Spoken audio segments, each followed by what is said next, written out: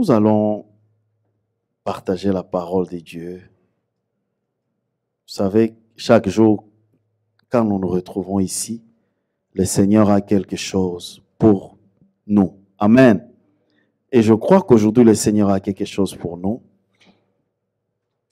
Et je prie que nous puissions recevoir la promesse de ce dimanche. Parce que nous avons bravé le froid, nous avons bravé les temps, les circonstances. Que le Seigneur nous soit favorable. Nous allons aller tout droit dans le texte que nous avons partagé la fois passée. C'est Genèse 22, à partir du verset 1. Nous allons lire Genèse 22 à partir du verset 1. Nous lisons au nom de Jésus. Après ces choses, Dieu mit Abraham à l'épreuve et lui dit, Abraham. Et il répondit, me voici. Dieu dit, prends ton fils, ton unique, celui que tu aimes, Isaac. Va-t'en au pays de Morija, et là offre-le en holocauste sur l'une des montagnes que je te dirai. Abraham se leva de bon matin, sella son âne et prit avec lui 2 serviteurs et son fils Isaac. Il fendit du bois pour l'holocauste et partit pour aller au lieu que Dieu lui avait dit. Le 3e jour, Abraham, homme, levant les yeux et vit de loin le lieu. Et Abraham dit à ses serviteurs, restez ici avec l'âne. Moi et le jeune homme, nous irons jusque-là pour adorer. Et nous reviendrons auprès de vous. Alléluia. Abraham prit le bois pour l'holocauste, le chargea sur son fils Isaac et porta dans sa main le feu et le couteau. Et ils marchèrent tous 2 ensemble. Alors Isaac, parlant à Abraham, son père, lui dit, mon père. Et il répondit, mais voici, mon fils. Isaac reprit, voici le feu et le bois. Mais où est l'agneau pour l'holocauste? Abraham répondit,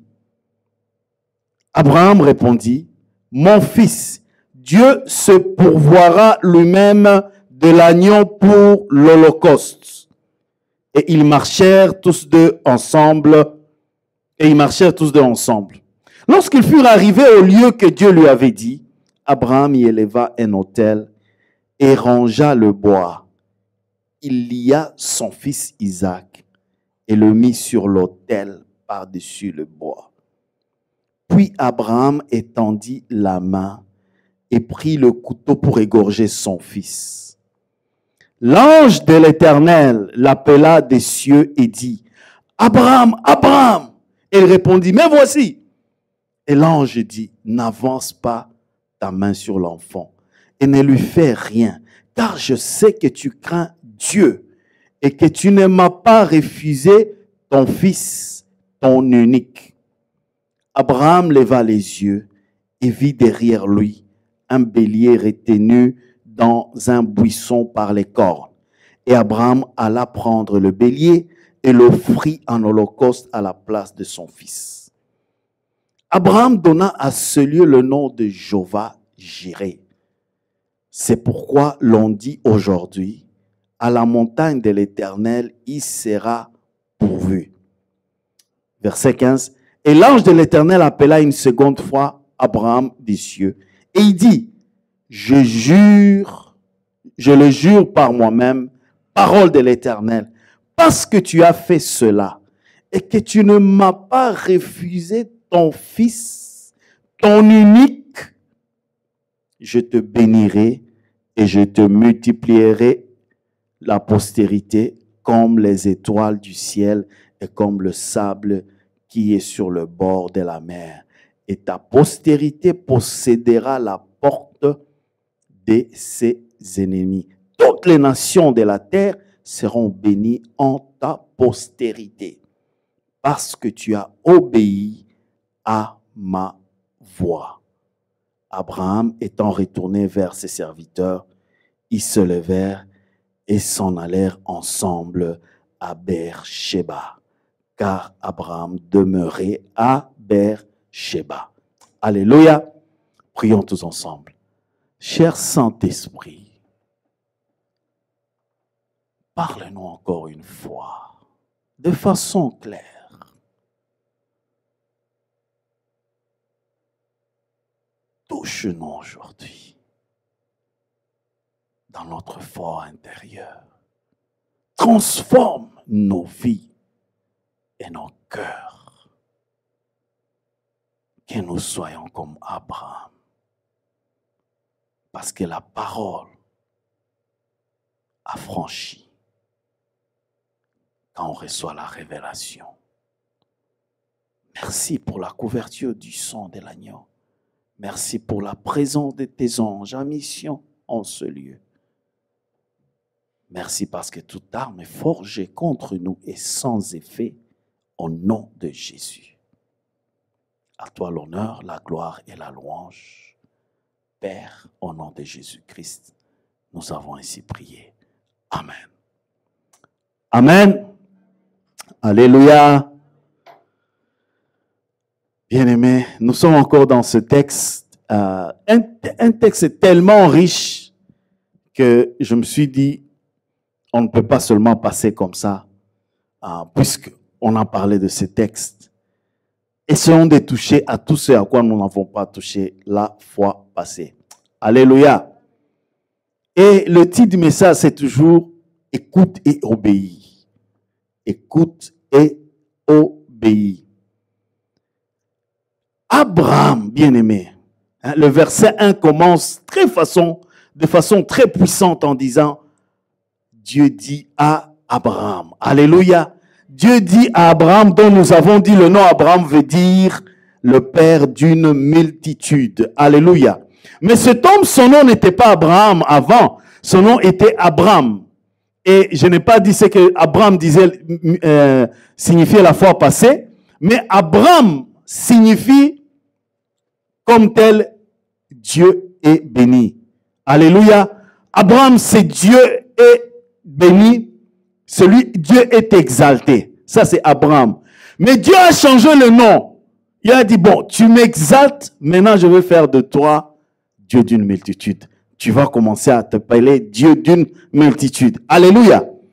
Alors, Abraham a porté le nom de la foi, de la promesse. Il a dit à tout le monde que ce nom était Abraham, alors qu'il n'avait pas un seul enfant. Alléluia.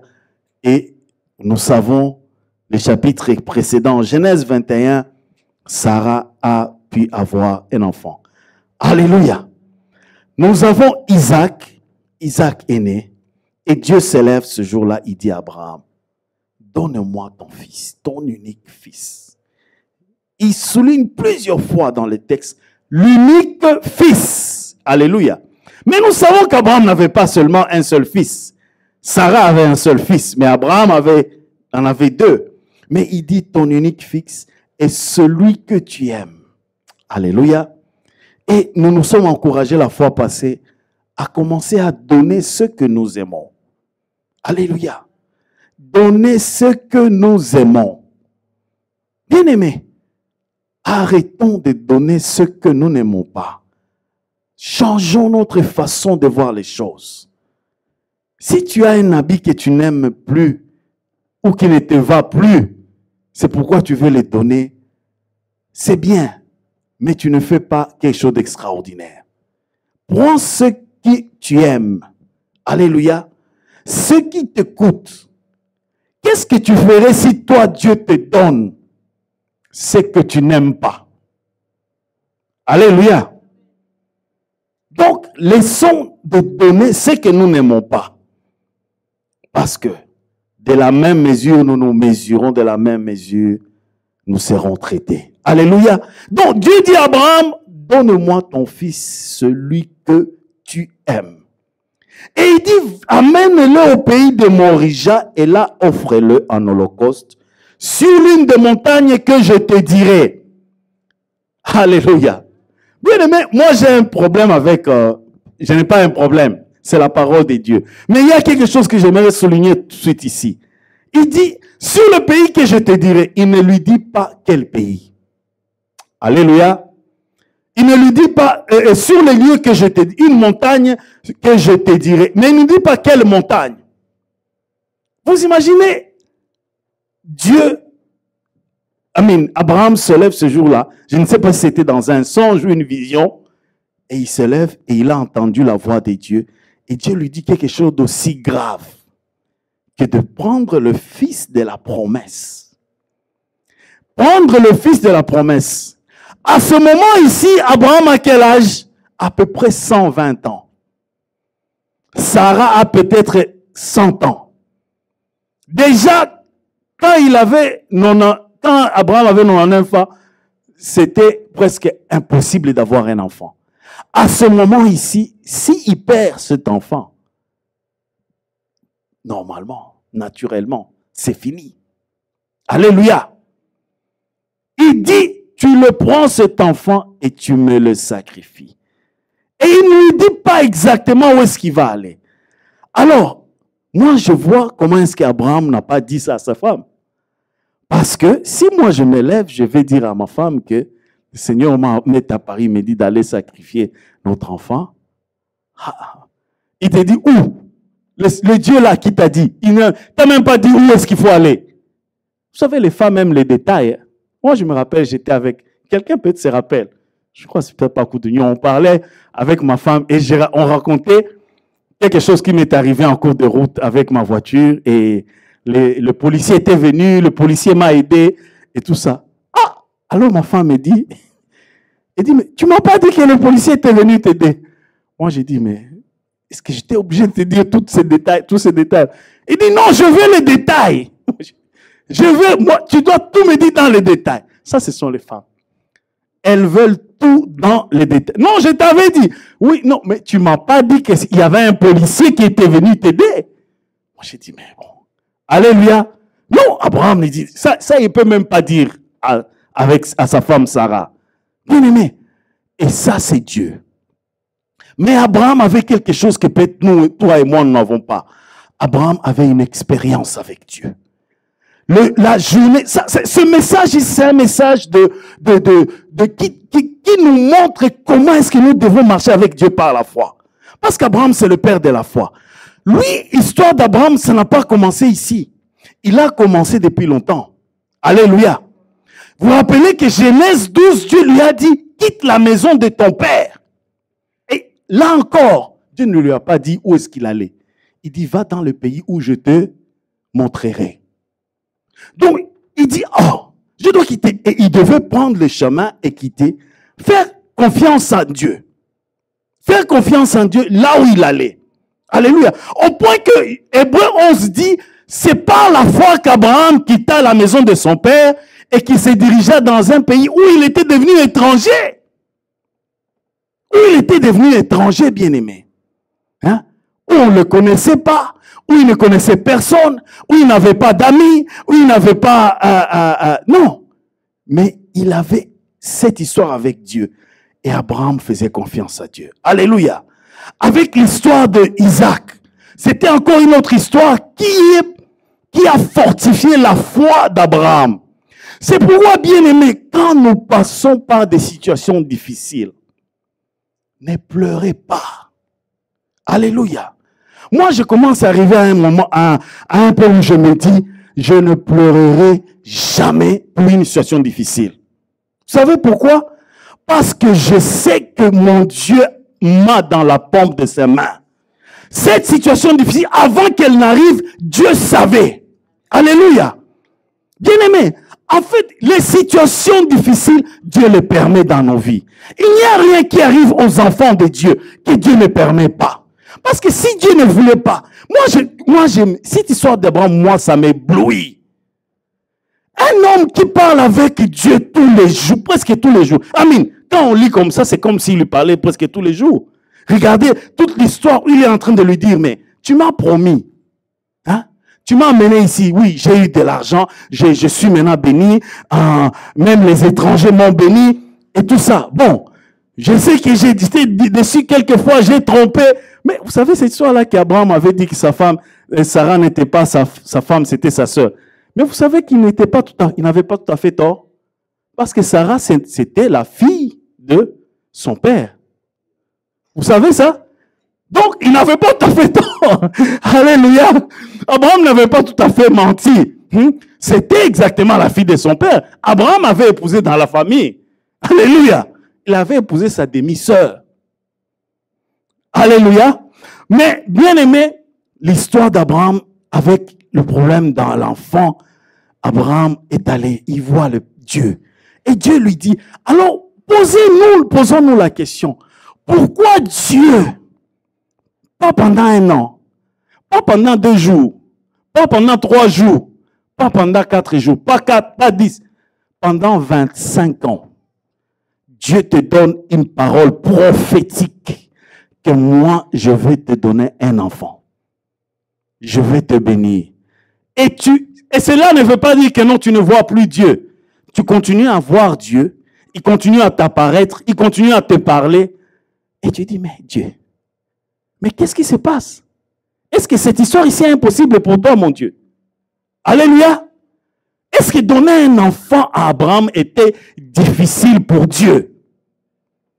S'il l'a fait à 100 ans, il pouvait bien le faire à 76 ans, à 77, il pouvait bien le faire.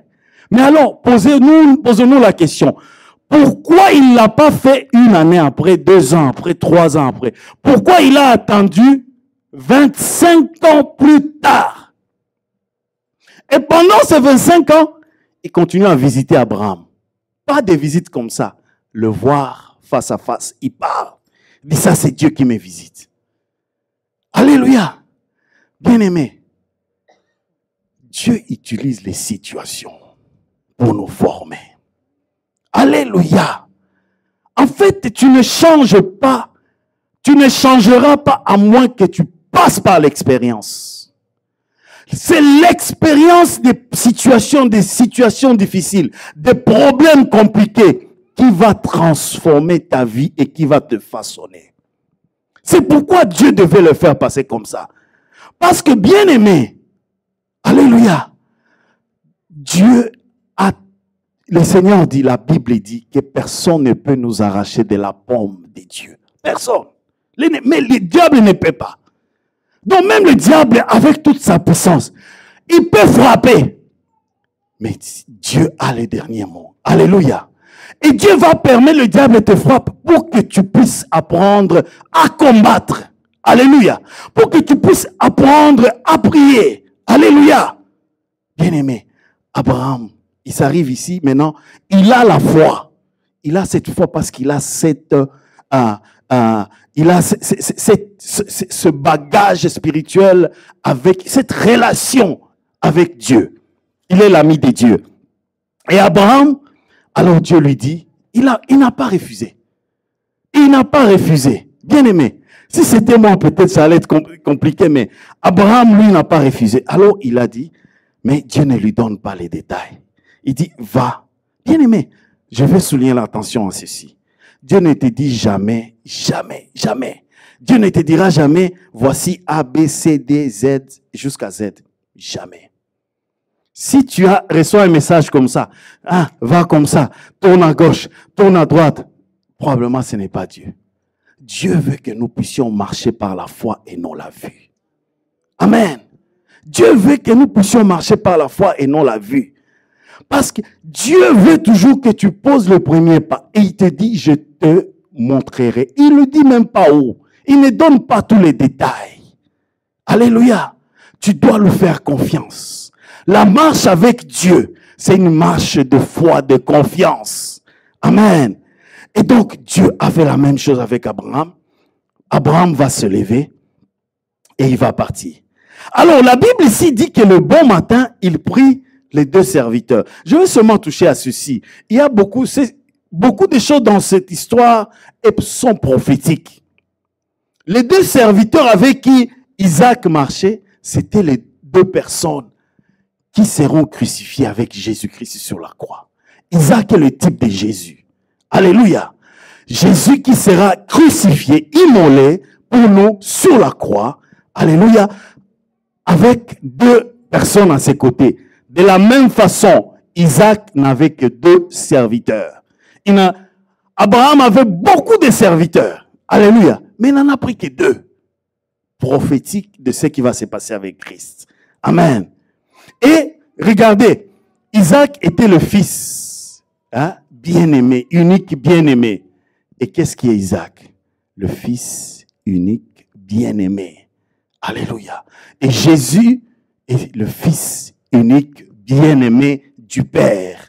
Donc, c'est le prophétique de ce que Jésus-Christ. Tu vas me dire, oui, mais quand ils sont partis, c'était avant qu'ils montent sur la croix. Oui, mais dans le cœur d'Abraham, Isaac était déjà mort.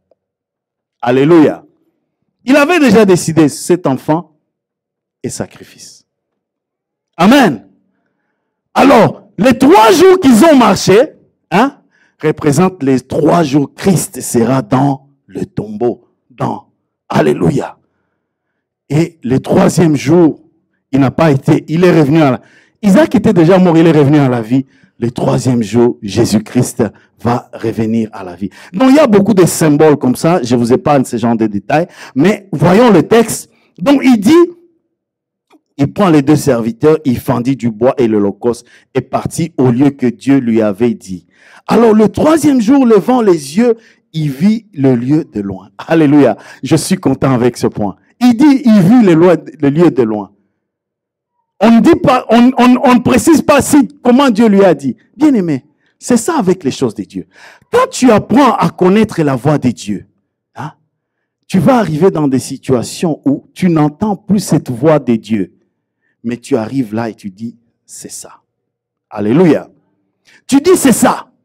Bien que Dieu n'ait pas descendu encore pour te dire c'est ça, tu dis, c'est la montagne. Amen. Parce que Dieu nous conduit de plusieurs façons. Dieu peut te conduire par une voix audible, mais Dieu peut te conduire par une voix intérieure, par la conviction intérieure. Alléluia. Certains d'entre vous, je le sais, vous avez vu votre mari et vous saviez, ça c'est mon mari. Qu'il part, qu'il revienne, qu'il va courir ailleurs, il va revenir dans le bercail. Ou votre femme. Alléluia. Elle a dit, je sais que je sais que je sais. C'est ce que les Anglais disent. I know that I know that I know. That I know that I know that I know. Alléluia. Je sais ce que je sais, ce que je sais, ce que je sais. Alléluia. C'est la conviction de Dieu. Il est arrivé là-bas et il a vu, il a dit tout ça. Là, c'est la montagne. Amen. Alors, Abraham, il dit, il voit le lieu de loin. Et Abraham, et j'aime ce verset 5. Abraham dit à ses serviteurs, restez ici avec l'âne. Moi et le jeune homme, nous irons jusque-là pour adorer. Et j'aime les derniers mots de ces versets qui disent, et nous reviendrons auprès de vous. Alléluia. Il confessait déjà la foi. Vous ne comprenez pas? Il confessait déjà la foi que Dieu va ressusciter Isaac. Isaac est déjà mort dans son cœur. Il dit, je suis en train d'aller le sacrifier. Mais Hébreu nous dit, c'est parce qu'il avait foi que Dieu allait le ressusciter. Alors, il dit aux serviteurs, il dit, vous restez ici. Nous allons. Mais je vous donne ma parole. Nous reviendrons. Ça, c'est un homme de foi. C'est un homme de foi. Et il parle la foi, bien aimé. Nous devons parler la foi. Souvent, nous parlons trop de nos problèmes, trop du négatif.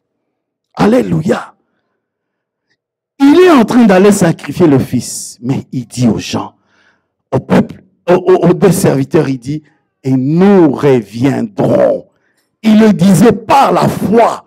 Parce que la Bible dit dans Hébreu 11, c'est parce qu'il savait que Dieu avait le pouvoir et il allait le ressusciter. Amen, amen. Abraham. Il amène Isaac. Et la Bible dit encore, nous arrivons au verset 6, il dit, Abraham prit le bois, l'holocauste, pour l'holocauste, le chargea sur son fils Isaac et le porta dans sa main. Et il porta dans sa main le feu et le couteau. Et ils marchèrent tous ensemble. Alléluia. Symbolique encore de Jésus. Isaac qui est en train de porter le bois sur lequel il sera crucifié. Hein? La même chose, Christ a porté la croix sur laquelle il a été crucifié. Alléluia. Prophétique de Christ encore, notre Seigneur. Et il porte le bois et ils marchent ensemble. Alors Isaac qui est en train de regarder, il dit, mais nous avons fait ça dans le passé. Il y a quelque chose qui manque. Alors il dit, mais il parle à son père, il dit, papa, daddy, moi je crois que ça a brisé le cœur d'Abraham. Il dit, daddy, mais voici mon fils. Il dit, mais voici le feu et voici le bois. Mais où est l'agneau? Où est l'agneau? Il ne savait pas qu'il était l'agneau. Il dit, où est l'agneau? Verset 8. Alléluia. Verset 8, c'est encore prophétique. Et c'est encore, Abraham va prophétiser par la foi. Il dit, mon fils, Dieu se pourvoira. Jéhovah Jireh. Dieu se pourvoira. Encore de mots prophétiques. Comment est-ce que Dieu s'est offert lui-même sur la croix de Golgotha? Jésus-Christ notre Seigneur. Alléluia. Dieu a pourvu le sacrifice ultime pour toi et moi. Avec la croix de Golgotha. Avec Jésus-Christ. Il dit Dieu se pourvoira. C'est le même mot qu'il va dire plus tard, Jéhovah Jireh. C'est parce qu'effectivement, Dieu s'était pourvu lui-même. Alléluia. Il dit Dieu se pourvoira lui-même l'agneau pour l'holocauste. Et ils marchèrent ensemble. Et lorsqu'ils furent arrivés au lieu que Dieu avait dit, Abraham y éleva un autel et rangea le bois. Et verset 9 dit, et il lia son fils et le mit sur l'autel par-dessus les bois. Vous savez, un historien dit qu'à ce moment ici, Isaac avait à peu près 12, 13, 14 ans. Abraham avait à peu près 120 ans. À peu près. Donc, peut-être même Isaac avait 20 ans parce qu'il a eu quand il avait 100 ans. Donc, si 120, c'est à peu près 20 ans. Donc, le jeune homme était fort. Plus fort qu'un vieux papa de 120 ans. Alléluia. Et le papa vient, il lit le fils. Ce n'était possible. Ce n'était possible que si le jeune homme s'est laissé faire. Alléluia. Il pouvait seulement bouger sa main comme ça. Hein? Musclé comme mon frère, là, mon frère, papa Russie, comme il est. Il pouvait seulement bouger comme mon frère Bruce, là, avec. Hein? Il pouvait seulement bouger sa main comme ça. Et le vieux papa serait par terre. Non. Encore une fois, prophétique de Jésus-Christ. Hein? Prophétique de Jésus-Christ. Muet, il s'est laissé conduire à la boucherie. Hein? Ah, j'aime Ésaïe 53. J'aime Ésaïe 53. Il s'est élevé comme une faible plante. Il n'avait ni beauté ni éclat pour attirer nos regards. Et le châtiment qui nous donne la paix était tombé sur lui. Et par ses meurtrissures, nous avons été guéris. Alléluia. Isaac, le type prophétique de Jésus, il va se laisser lier. Et le Père va le mettre. Il pouvait sortir de là. Il pouvait sortir. Parce que, by now, il sait que c'est lui l'agneau qui va être immolé. Ils l'ont fait dans le passé. Ils ont sacrifié les animaux dans le passé. Mais by now, il sait que c'est lui qu'on veut sacrifier. Mais il se laisse. Et le père le met sur le bois. Et puis Abraham étend sa main. Il prit le couteau. Vous imaginez? Il pouvait même sauter. Moi, je dis, il pouvait même sauter de là. Le couteau comme ça. Isaac pouvait sauter. Non, il n'est pas seul. Alléluia. Tout cela prophétique de Jésus-Christ qui va aller accepter la mort de la croix pour toi et moi. Alléluia. Mais quelque chose va se passer. Alors l'ange de l'Éternel appela des cieux et dit, Abraham, Abraham. Et il répondit, mais voici. Et l'ange dit, n'avance pas ta main sur l'enfant. Ne lui fais rien car je sais que tu crains Dieu. Alléluia. Bien-aimé, est-ce que vous comprenez ce qui s'est passé? Si Abraham n'était pas habitué à écouter la voix de Dieu, il allait tuer l'enfant de la promesse. Alléluia. Il allait tuer l'enfant de la promesse. Bien-aimé, c'est pourquoi toi et moi, nous devons apprendre à écouter la voix de Dieu et apprendre à connaître Dieu dans ses voies. C'est pourquoi c'est très important, même quand nous traversons des moments difficiles. C'est dans les moments difficiles que Dieu nous entraîne à l'écouter. Alléluia. Bien-aimé, tu vas tuer ton rêve si tu ne sais pas écouter la voix de Dieu. Si tu continues à marcher par la révélation d'il y a une année, d'il y a 2 ans, d'il y a 3 ans, tu vas tuer le rêve que Dieu a pour toi. Abraham ici était en train d'agir par la révélation qu'il avait reçue il y a 3 jours et demi. Alléluia. Mais il y avait une nouvelle révélation qui était prête à sortir. Alléluia. Une nouvelle révélation qui était prête à sortir. Il dit, arrête, Abraham. Alléluia. Nous devons être toujours à l'écoute de la révélation de Dieu. Sinon, nous allons étouffer la promesse de Dieu. C'est pourquoi, bien-aimés, quand nous traversons des moments difficiles, ce que nous devons faire, c'est être sur les genoux. Alléluia. Plus la situation chauffe, plus tu chauffes la prière. Plus la situation chauffe, plus tu chauffes la prière, bien-aimé. Alléluia. Dieu est en train de t'entraîner non seulement au combat, non seulement à la prière, mais aussi à rester à son écoute. Au moment opportun, Dieu va te donner une révélation précise qui va épargner et te faire sortir de la situation. Alléluia. Bien-aimé, Dieu sait que Dieu voulait ici. Dieu lui dit à Abraham, tout ce que j'étais en train de faire, c'est te tester.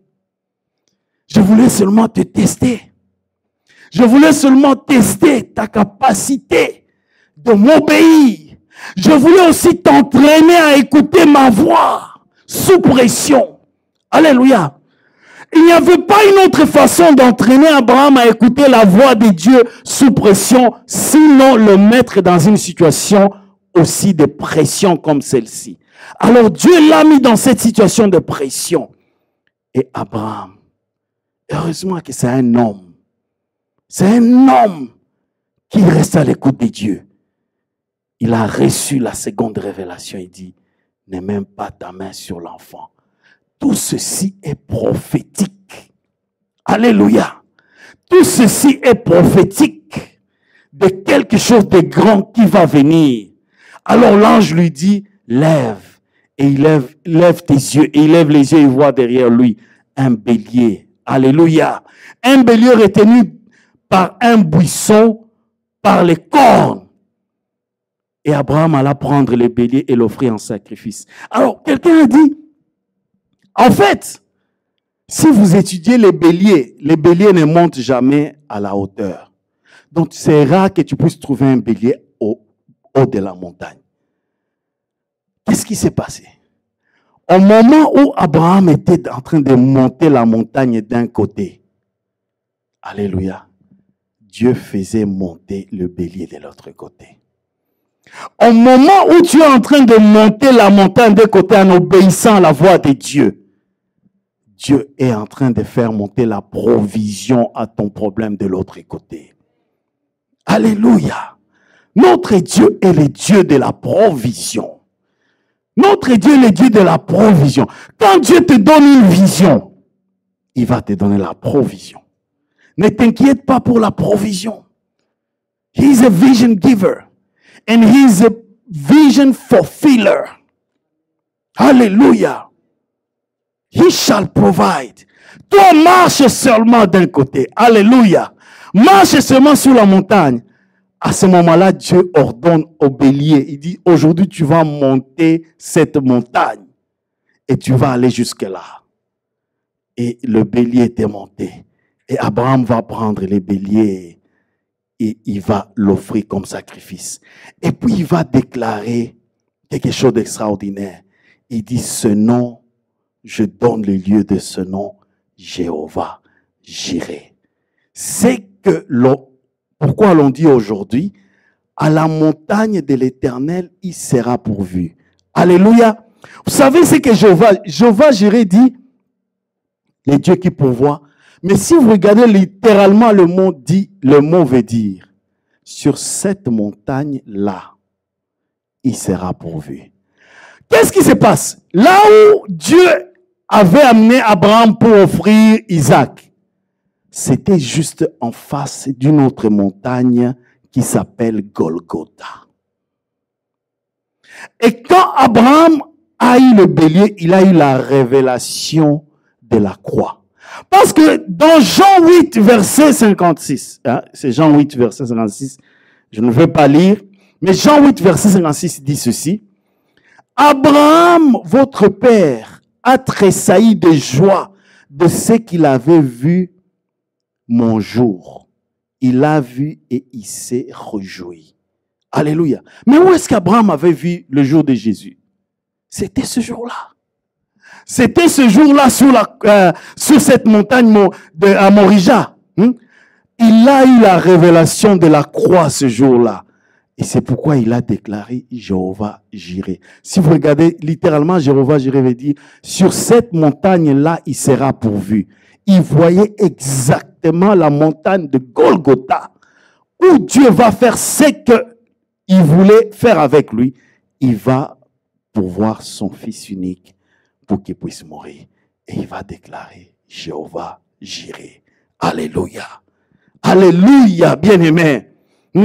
Il s'est réjoui parce qu'il a vu mon jour. Amen, amen. Bien-aimé, c'est clair. Marchons par la foi et non par la vue. Ne marche pas par ce que tu vois. Ne te trouble pas par ce que tu vois. Ce n'est pas parce que tu as des problèmes financiers, non. Ce sont des petits problèmes.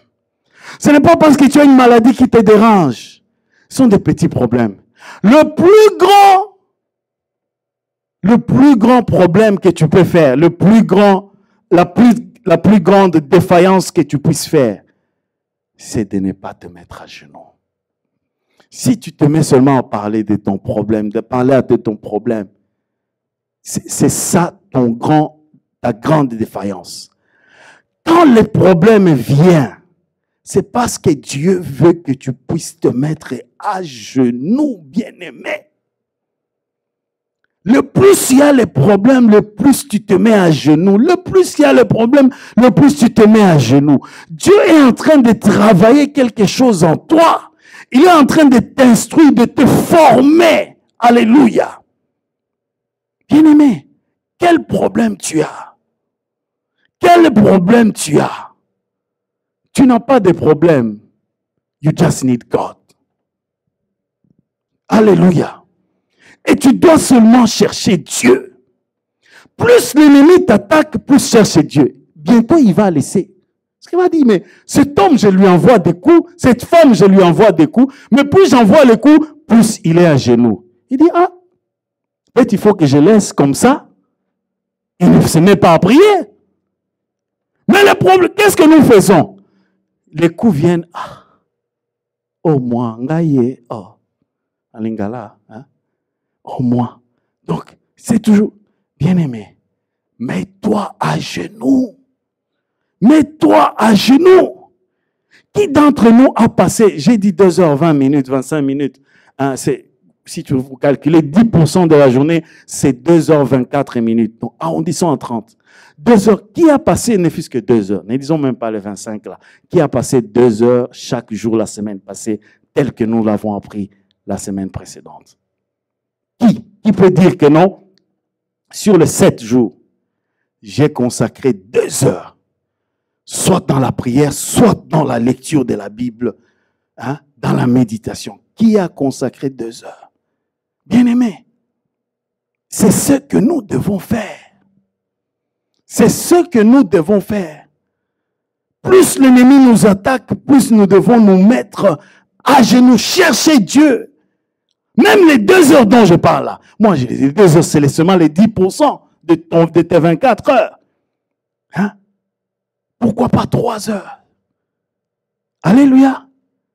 Je ne sais pas si, peut-être c'est moi, mais vous avez déjà calculé le temps que vous passez sur votre téléphone? Calculez seulement par jour combien de temps vous avez passé, ou sur l'ordinateur. Hein? Vous allez voir que c'est énorme ce temps. Hein? C'est vraiment énorme. Mais bien aimé, tu as un problème, tu as un souci. Hein? Pourquoi tu ne te mets pas à genoux? C'est ce que Dieu attend de toi. Hein? Le test, ce n'est pas pour que le test. Le test, c'est pour te transformer. Hein? Je n'ai pas lu ça la fois passée, hein, et je voulais lire ça aujourd'hui. Lisons un peu ce verset dans Exode 8, à partir du verset 28. La Bible dit ceci. Exode 8, à partir du verset... Non, je me trompe. C'est Deutéronome. Hein? Deutéronome 8, à partir du verset 2. Deutéronome 8 à partir du verset 2, dit ceci. Souviens-toi de tout le chemin que l'Éternel, ton Dieu, t'a fait faire pendant ces 40 années dans le désert. Et il dit quoi? Afin de t'humilier et de t'éprouver, pour savoir quelles étaient les dispositions dans ton cœur, et si tu garderas ou non ses commandements. Mais on ne s'arrête pas là. Verset 3 dit ceci. Il t'a humilié, il t'a fait souffrir de la souffrance, il t'a nourri de la manne que tu connaissais pas et que n'avaient pas connu tes pères, afin de t'apprendre que l'homme ne vit pas seulement de pain, mais que l'homme vit de toutes paroles qui sortent de la bouche de l'Éternel. C'est d'ici que Jésus a pris le passage qui dit l'homme ne vivra pas seulement de pain. Alléluia. Donc il dit tout ce temps qu'ils ont fait dans le désert. Bien aimé, le chemin là du désert, je ne me rappelle plus, mais il semble qu'ils pouvaient faire ça en moins de, je crois d'une année, dans quelques mois. Mais ils ont fait 40 ans dans le désert. Voilà quelque chose d'autre. Dieu pouvait seulement traverser directement. Non, ils ont fait 40 ans. Mais il dit, c'était pourquoi? C'était pour les éprouver. Alléluia. Et toute la génération qui avait la mentalité égyptienne devait passer pour entrer dans la terre promise. Alors Dieu les a fait traîner dans les déserts pour les éprouver, pour les épurger, afin qu'ils soient prêts pour entrer dans la terre promise. Alléluia.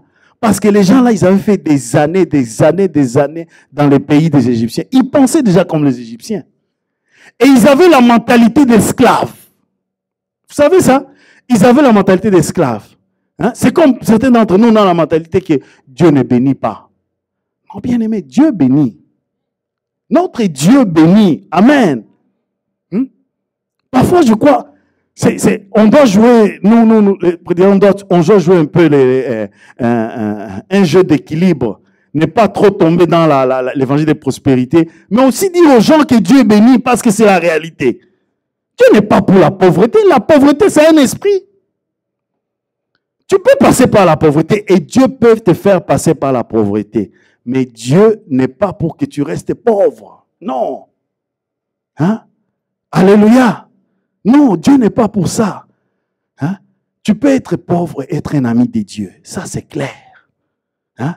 Parce que ce n'est pas être riche qui te fait ami de Dieu. Hein? Mais cela ne veut pas que Dieu veut que tu restes pauvre. Ou bien tu vas gagner le ciel parce que tu es pauvre. Non. Alors, cette mentalité d'Égypte parfois que nous avons doit quitter.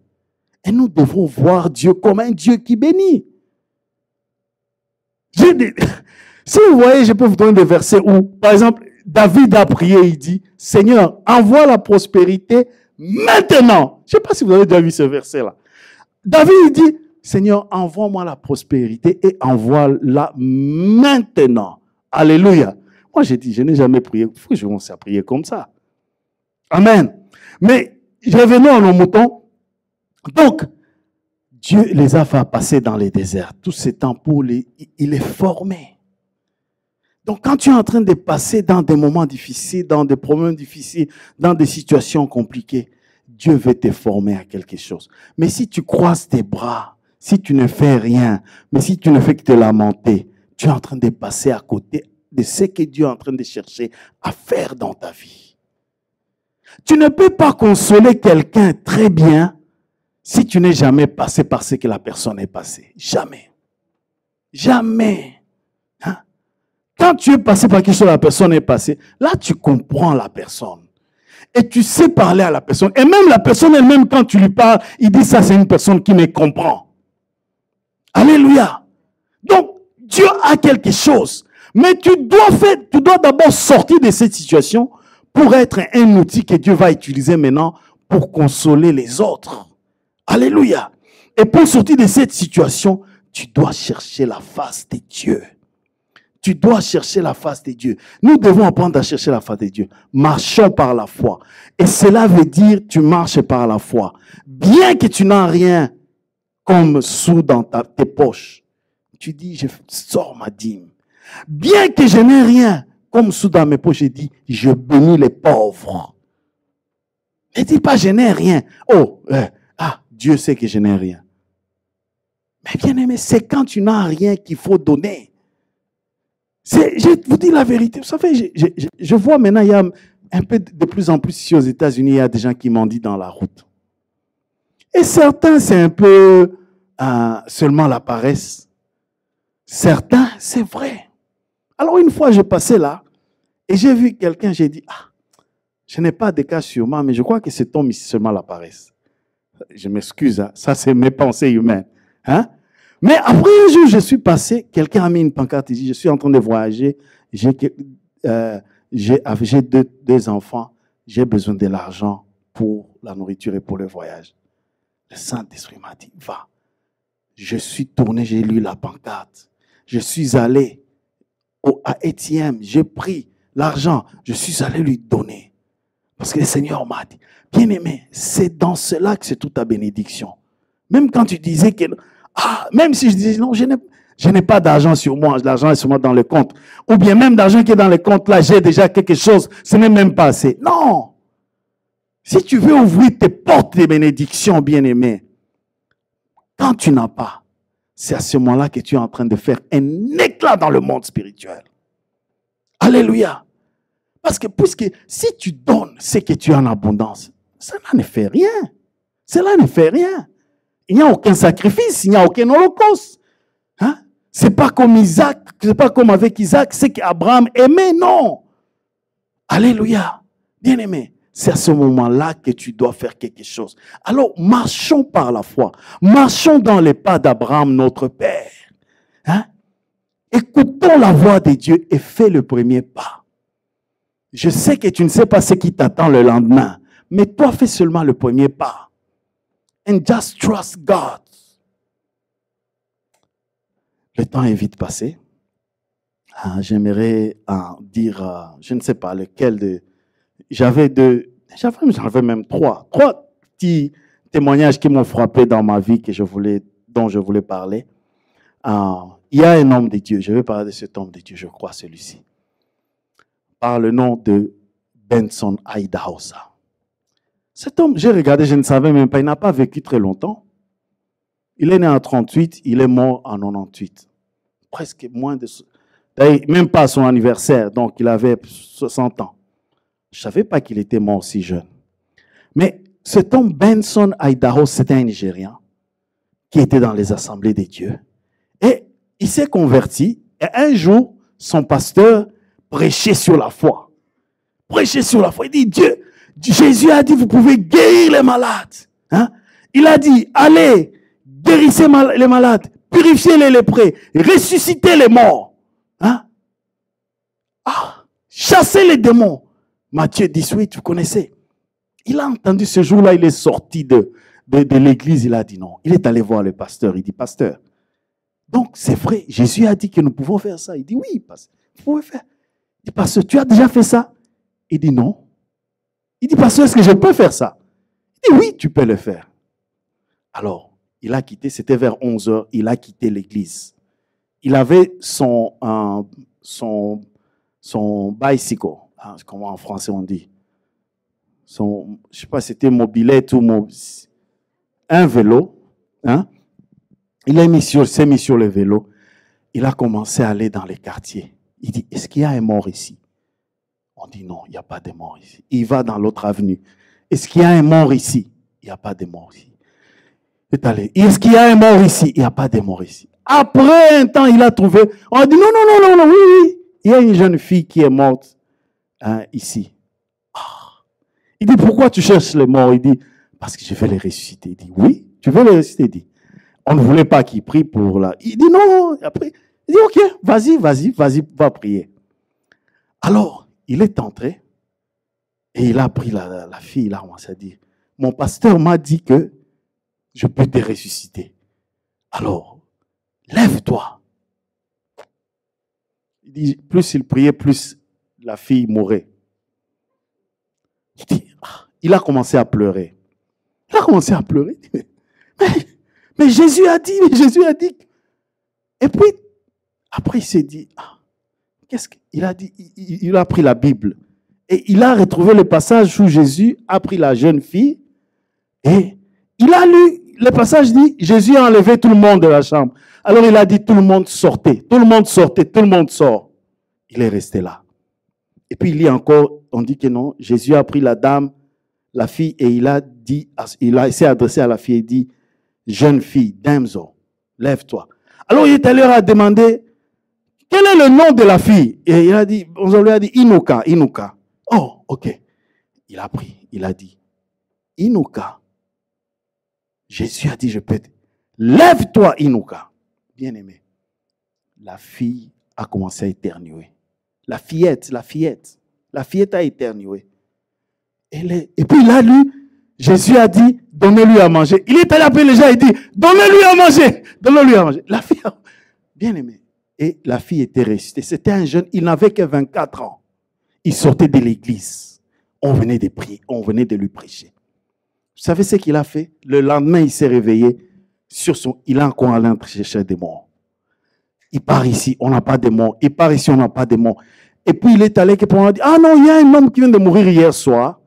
Il a dit, ok. Là, c'était une dame, maintenant, c'était un homme. Alors, la même chose, ressuscité. Alléluia. Quand il est, le jour, je ne sais pas, vers 92, il disait qu'il a maintenant 8 personnes pour qui il a prié, qui sont revenus à la vie. Il avait la foi. Alors il dit, vous allez dire que non, j'ai les dons de guérir, de ressusciter les morts. Je n'ai aucun don. Il dit, je n'ai aucun don. Si j'avais un don, j'allais mettre une pancarte et dire, venez à moi, vous tous qui êtes morts, et je vous donnerai la vie. Je n'ai pas de ça. Tout ce que j'agis par la foi. Benson Idaho, c'était un homme de foi. Il agissait par la foi. Bien-aimé, tu dois seulement prendre le premier pas. Prends seulement le premier pas. Quand Dieu dit, crois ce que Dieu dit. Et agis sur ça. Tu dis, et si ça ne se passe pas? Et si ça se passe? Et si ça se passe? What if he's not healed? Vous savez, moi, je crois dans la résurrection des morts. Moi, je vous dis, je vous ai déjà dit, mon ami est mort. Moi, je suis allé prier sur les casquettes, dire, tu vas te réveiller. On est venu me tirer du cercueil. On est venu me tirer, dire, papa, laisse seulement, papa, pasteur Guy Wembo, il dit, papa, laisse. Malgré moi, j'ai laissé. Mais moi, j'étais décidé de dire, Camille, tu vas te réveiller. Et parfois, j'ai du mal à le faire parce que je vois que les gens n'ont pas la foi. Mais une cousine à moi, le jour où son mari était à Kinshasa, devait prendre l'avion.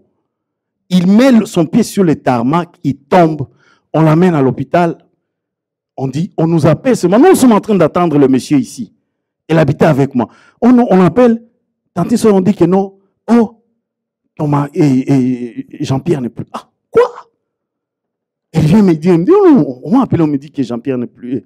Jean-Paul, je ne sais même son nom. Moi, j'ai dit quoi? Ils ont dit ça. J'ai dit non, ça, je ne peux pas accepter. Même à distance, là, on était à Illinois. Moi, je suis allé au basement. J'ai dit, on va prier. Bien aimé, j'étais ici et je priais pour la résurrection de ce mort là-bas. Moi, je crois dans la résurrection des morts. Alléluia. Et je crois qu'avant que je meure, je vais voir la résurrection des morts. Quand elle-même, la cousine va mourir il y a quelques temps, hein, j'étais parti en novembre en Tennessee. Elle va mourir, c'est elle qui était morte en ce moment en Tennessee. Ce jour-là, j'ai failli aller prier pour elle. J'ai failli, mais je ne l'ai pas fait. Mais vraiment, j'étais à deux minutes d'aller sur ce cercueil pour la commander de revenir. J'étais à 2 minutes. Alléluia. Et il a dit, allez chasser je chasse les démons. Pourquoi je ne peux pas ressusciter les morts? Il a dit, chassez les démons, guérissez les malades. Mais donc, s'il a dit ça, les morts aussi bien aimés, n'est-ce pas? C'est pourquoi, si un jour ça vous arrive chez vous dans la maison, un enfant ou quoi, ne pleurez pas. Commencez à commander à l'esprit de revenir. Alléluia. Bien-aimé, c'est ça. Ne pleurez pas, ne paniquez pas. Non. Hein? C'est l'opportunité d'appeler, de mettre la parole à l'épreuve. Alléluia. Bien-aimé, notre Dieu est grand. Les situations, quand ils arrivent, ce n'est pas pour nous faire perdre. C'est parce que Dieu veut nous faire passer par quelque chose. Alléluia. Je vais clôturer par ici. J'allais vous dire une autre histoire, mais je ne sais pas si j'ai le temps. Je vais voler un peu de temps. Un homme de Dieu, hein, qui a amené un réveil, qui était parmi les gens qui ont amené le réveil aux États-Unis, par le nom de A.A. Allen. J'aime beaucoup cet homme. Cet homme de Dieu-là, et j'ai entendu une histoire qui a été racontée par un autre homme de Dieu qui lui a vécu longtemps. Il venait de mourir il y a quelques années, par le nom de Schambach, W. Schambach. Alors Schambach, parce qu'il a travaillé très proche avec A.A. Allen.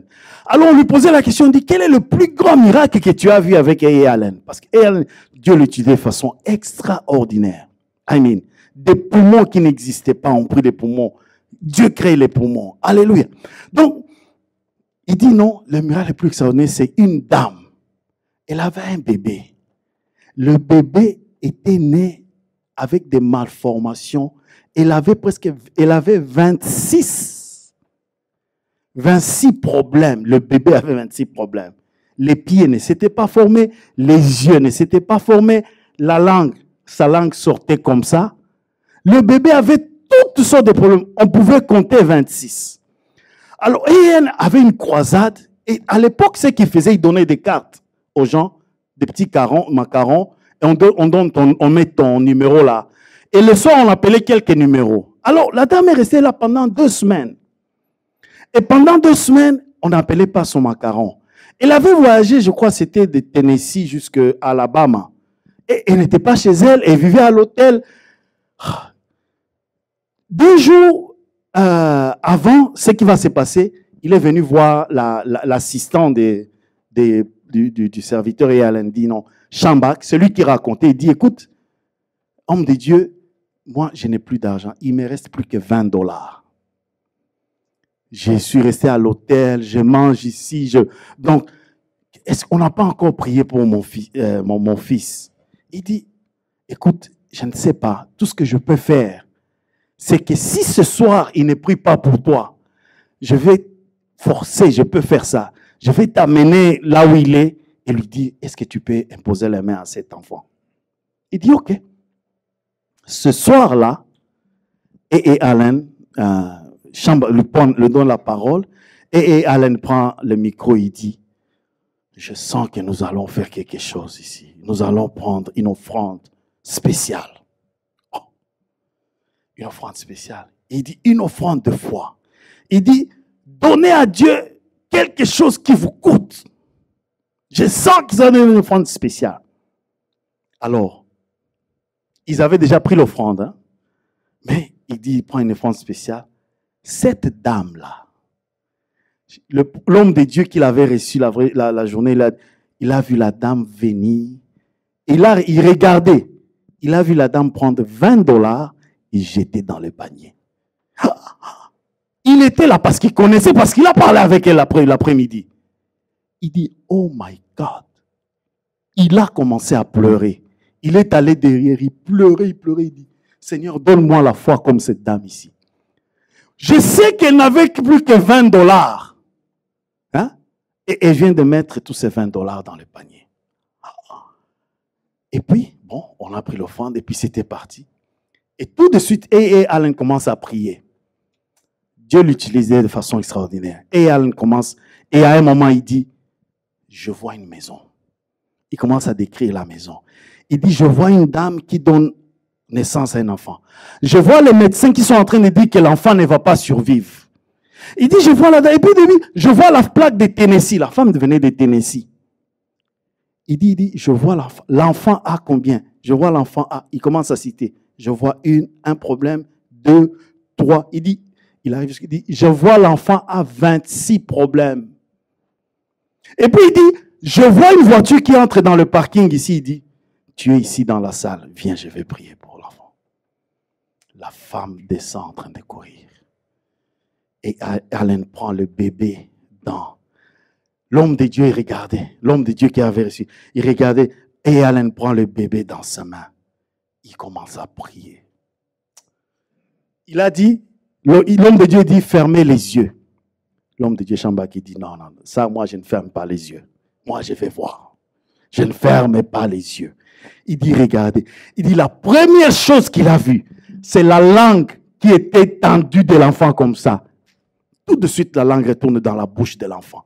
Ah! Les yeux commençaient à... Là où il y avait des histoires blanches dans les yeux, ça commençait à se former. Les yeux changeaient. Commençaient à devenir, après des yeux bleus se forment. Les pieds... Il dit, mais ce n'est pas possible. L'auditoire était devenu chaotique. Les gens commençaient à sortir de leur chaise roulante. Il dit, ce jour-là, nous croyons que tout le monde, ce jour-là, avait été guéri. Tout le monde, il dit, parce que tellement les gens, il y avait 13 personnes, il y avait la partie des gens qui étaient sur le blanchard. 7 personnes qui étaient sur le blanchard se sont levées de leur blanc, sur les plancards, on dit plancard ou blanchard, je ne sais pas. Des gens qui étaient dans la chaise roulante, hein? Des gens se sont levés. Il dit, c'était extraordinaire. Alléluia. Mais qu'est-ce qui a fait ça? Hein? La foi. La foi. Fais seulement confiance à Dieu. Fais seulement confiance à Dieu. Ne dis pas, je vais serrer la ceinture parce que, non. Quand Dieu dit, fais ce que Dieu dit, obéis. Et laisse le reste à Dieu. Alléluia. Je m'excuse, j'ai dépassé, mais le Seigneur, on avait déjà beaucoup prié pendant plus tôt, donc le Seigneur savait, c'est pourquoi on a prié. Levons nos voix, j'aimerais que nous puissions demander au Seigneur la foi d'Abraham. La foi d'Abraham. Oh Seigneur, nous voulons voir ta main. Nous voulons voir ta grâce. Nous voulons toucher ta main. Nous voulons marcher comme notre Père Abraham, éternel de gloire. Oh Seigneur, aide-nous. Aide-nous à obéir. Aide-nous à t'écouter et à t'obéir. Quand tu parles, oh Dieu, qu'il n'y ait pas de doute, Seigneur. Nous voulons marcher dans la foi de notre Père Abraham. C'est pourquoi Jacques a déclaré qu'Abraham t'a cru, mais il n'a pas seulement cru, il a fait les œuvres, et les œuvres lui ont été, Seigneur, imputées pour la justice. C'est pourquoi il est notre Père de la foi. Ce n'est pas par... Nous voulons faire les œuvres qui accompagnent notre foi éternelle. Ô Dieu d'amour, nous te le demandons. Que nous puissions nous mettre à genoux, que nous puissions te chercher davantage, que nous puissions, Seigneur, te chercher, malgré que les situations chauffent, que nous puissions chauffer la prière, oh Dieu, que nous puissions chercher à chauffer, à chercher ta face, oh Dieu, que nous ne puissions pas nous arrêter, Seigneur, à nos murmures, oh Seigneur, à nous plaindre, oh Seigneur, à penser que, oh, tu nous as oubliés, oh Dieu, mais que nous puissions être des hommes qui se mettent à genoux, et qui pleurent, oh Dieu de gloire. Nous voulons voir cette église transformée, Saint-Esprit. Je te demande, Esprit de Dieu, de faire pénétrer ce message, de faire pénétrer cette parole, que la vie de chacun de ceux qui sont ici, que leur vie puisse changer, oh mon Dieu, qu'ils soient des hommes et des femmes, Seigneur, qui creusent, mon Dieu, et qui vont en profondeur pour voir ta gloire, afin que nous puissions toucher à ta gloire. Merci, Seigneur.